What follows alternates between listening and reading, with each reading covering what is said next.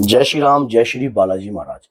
किसी भी देवता को कैसे सिद्ध किया जा सकता है, किस प्रकार से उनकी कृपा को प्राप्त किया जा सकता है कुछ ही क्षण में। मान लीजिए, वैसे तो पहली बात तो ये कि हम कौन होते हैं देवता को सिद्ध करने वाले, पहले। और दूसरी बात ये है कि जब कोई कृपा हमारे ऊपर आने वाली होती है तो उसका समय निर्धारित होता है। अगर हम जिस भी कार्य को कर रहे हैं उसके पीछे भी कोई ना कोई हाथ होता है, क्योंकि जिस प्रकार से प्रभु की भक्ति करने में हमारा अधिकार नहीं है, लेकिन उनकी कृपा अपने आप प्राप्त होती है। वही कृपा हमारे माध्यम से भक्ति करवाती है, और ये प्रभु की इच्छा के अनुसार ही होता है जब भक्त कोई उनकी पूजा याचना करता है। इसी प्रकार से अगर आप किसी देवता की सवारी या किसी देवता को सिद्ध करना चाहते हो तो कितने समय में आप सिद्ध कर सकते हो और किस तरीके से कर सकते हो, और वो देवता आपको किस प्रकार से कृपा प्रदान कर सकता है। मान लीजिए, आप अगर चाहते हो कि दादा हनुमान जी की कृपा चाहते हो, या भैरव बाबा की कृपा चाहते हो, या बटुक भैरव की कृपा चाहते हो, या बाबा रामदेव की कृपा चाहते हो, या जाविर गुगा जी की चाहते हो, गुरु गोरखनाथ जी की चाहते हो, जो भी आपके इष्ट है, आराध्य है, जिनको आप मानो सिद्ध करना चाहते हो, उनकी कृपा को प्राप्त करना चाहते हो, कुछ ऐसे ऐसे कार्य अपने जीवन में करना स्टार्ट कर दीजिए जिनसे उनकी कृपा आपको प्राप्त होने में कोई देरी नहीं लगेगी, शीघ्रता प्राप्त हो जाएगी। आप, पहली बात तो ये है, जब भी किसी की शक्ति का आप आह्वान करते हो, आपको क्या करना है, स्नान आदि कर कर अपने जीवन में कुछ एक ऐसा नियम पैदा करना है कि मैं रोज सुबह और शाम इस वक्त दो दो या तीन तीन माला का जाप जो है कंटिन्यू करूंगा। उनके मंत्र का जाप जो है आपने प्रारंभ कर देना है। मान लीजिए आप हनुमान जी की कृपा चाहते हो, आप चाहते हो कि हनुमान जी की सिद्धि, हनुमान जी की कृपा मुझे प्राप्त हो और शीघ्रता से प्राप्त हो जाए। देखिए, जब शक्ति प्राप्त होने वाली होती है तो कुछ ना कुछ शरीर के अंदर अभाव कई प्रकार के होते हैं। उस समय आपको बैलेंस और समझ कर चलना होता है, तब जाकर किसी की कृपा प्राप्त होती है। अब आगे बात उस देवता की कृपा की। अब अगर आप कंटिन्यू एक माला का जाप रोज करने लग गए हो, स्नान आदि कर कर कुशल आसन बिछाइए, आप बिल्कुल रिलैक्स होकर बॉडी को, फोन को अपने को दूर रखिए, और एक माला नित्य या दो माला या तीन माला कंटिन्यू करनी स्टार्ट कर दीजिए रोज डेली अपने जीवन में। प्रारंभिक तौर पर जब आपकी शुरुआत होती है उस समय आपको एक लगन होती है किसी भी चीज को पाने की। जैसे हम कोई भी पूजा पाठ करते हैं, कोई भी नई चीज होती है, तो उसमें हमारे अंदर एक एग्रेसिवता उठ जाती है कि हमें ये चीज चाहिए चाहिए, लेकिन बाद में हमारा मन जो है शांत हो जाता है। और हमें ये एंड तक भी वही लगन रखनी है जो शुरुआत में है। अब वो लगन ये है कि अपने प्रभु के दर्शन, उस देवता की कृपा किस प्रकार से प्राप्त करनी है। जब आप माला का जाप करोगे, धीरे धीरे माला का जाप जो है आपने सुबह और शाम अपने जीवन काल में रख दिया, और ये करते करते आपको 21 दिन हो गए, 11 दिन हो गए, 41 दिन हो गए, घबराओ मत, करते रहिए, करते रहिए। रोज डेली जो है सुबह शाम की माला का जाप कंटिन्यू रखिए। थोड़े समय बाद आपके साथ कुछ ऐसे ऐसे अनुभव होंगे जो आपको खुद, आपको ये लगेगा कि वाकई में कुछ देवता की तरंग मेरे शरीर पर आ रही है। जब आप माला का जाप करने लग जाओगे ना बीच में, तो आपका ध्यान लगने लग जाएगा, आप कोई और ही दुनिया में पहुंच जाओगे। कई बारी इस प्रकार के सिम्टम्स भी आपको आएंगे, जैसे कि आपको निंद्रा आ रही है, आपको बहुत ज्यादा गहरी नींद आने लग गई है, और आप माला जाप करते करते करते करते, मान लीजिए ये नहीं समझ में आ रहा, पहले तो शुरुआती समय पर आप माला का जाप गिनते थे और अब नहीं गिन रहे हो, अब नहीं गिन रहे हो। अब वो माला का जाप जो है, आप वो, आपको पता भी नहीं लग रहा कि कितनी माला आपने कर दी है और कितनी माला चल रही है। अगर इस अवस्था के अंदर आप आने लग गए हो, अगर ऐसी पोजीशन में आप आ गए हो, तो ये समझ लेना कि शक्तियों के सानिध्य में आप आ चुके हो, शक्तियों के सानिध्य में आप आ चुके हो। दूसरी बात ये, जब आप माला का जाप करते हो, जाप करते करते आपके मुख से उबासी उत्पन्न होने लग जाना, अचानक ही आपको उबासी पड़ती है और उस उबासी से खिंचाव आता है। एक अलग ही लेवल का खिंचाव है वो। मान लीजिए कुछ लगन सी लग गई है, जिस स्वरूप के आगे बैठकर आप ये पूजा को कर रहे हो। आप कोई और पूजा नहीं करते, बस उस देवता की कृपा को प्राप्त करने के लिए उस देवता का ही नाम का स्मरण करते हो सुबह शाम दोपहर।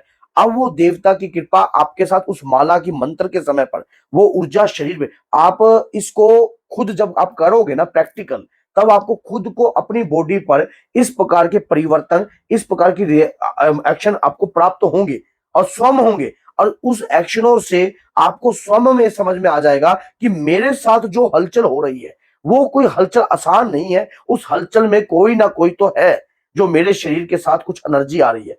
अब ऐसा भी होता है कि जब हम भगवान की भक्ति पूजा पाठ करने चलते हैं, या किसी शक्ति की आराधना करना चाहते हैं, तो वो शक्ति भी हमारी पग पग पर परीक्षा लेती है।